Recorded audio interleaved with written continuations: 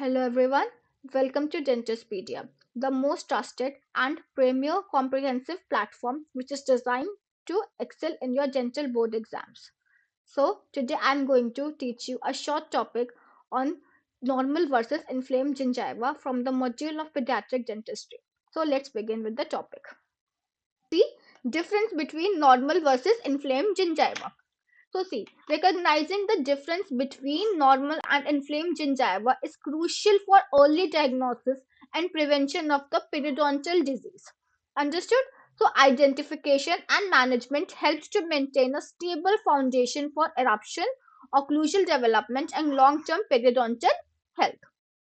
So you can see the difference. So see, first is color. Now in healthy gingiva, it will be light pink to reddish due to vascularity. Understand? And the contour. Now the contour will be rounded margins and scalloped. The contour will be rounded and scalloped. The consistency will be soft and resilient and non-fibrotic. Understand?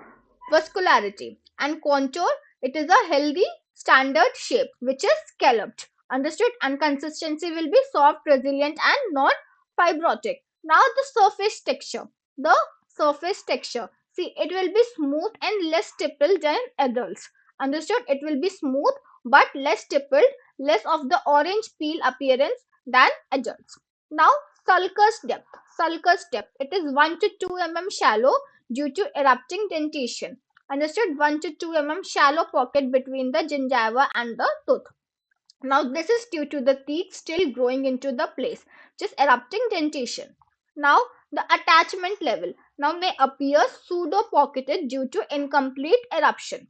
Understood? It may look like deep pockets. Which is a pseudo pocket.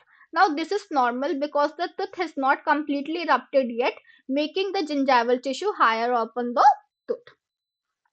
Now next is inflamed gingiva. Understand? Inflamed gingiva. So gingivitis is the first stage of gum disease.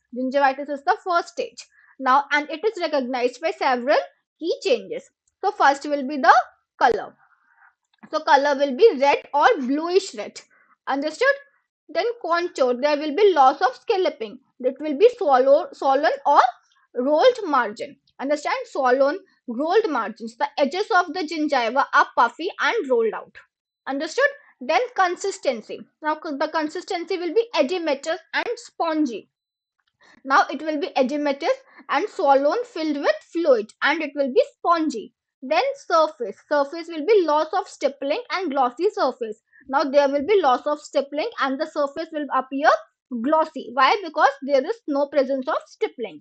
Then bleeding. Now there will be bleeding on probing present on gentle probing. Understand? Present on gentle probing, the gum or the gingiva bleeds easily when touched. Now etiology. The etiology will be plaque accumulation,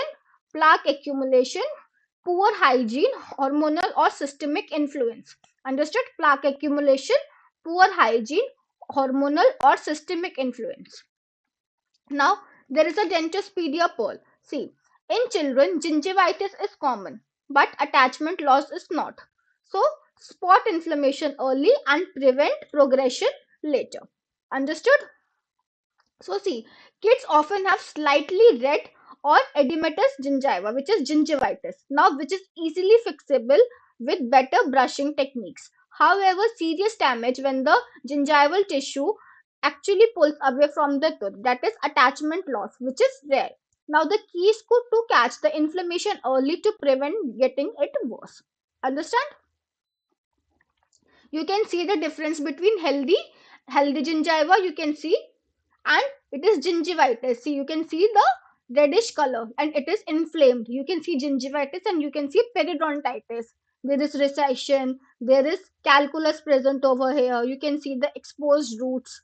So it is a periodontitis.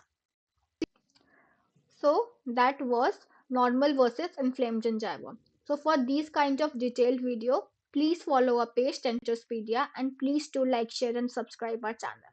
Thank you very much.